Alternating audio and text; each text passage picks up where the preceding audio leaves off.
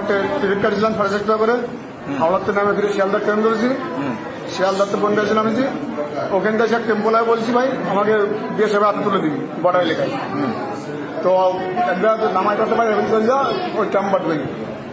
তো বিএসএফের দ্বারা গেছি, বিএসএফের দ্বারা আমরা উঁচু করছি।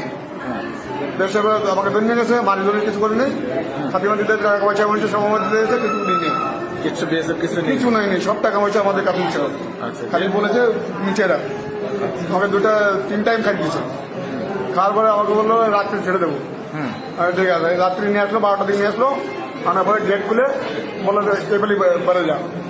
এবার মারলো, গেট খুলে বাড়ি দিল, বাড়ি দিয়ে বললো সামনে যে দেখবি বাংলাদেশের ছোট একটা রাস্তা আছে, ওই রাস্তার বেড়ে কি রাস্তার পরে বলবি, তাহলে তোকে মিডিয়ার পাবিনি, ওকে কাছে রাত তৎ করিস।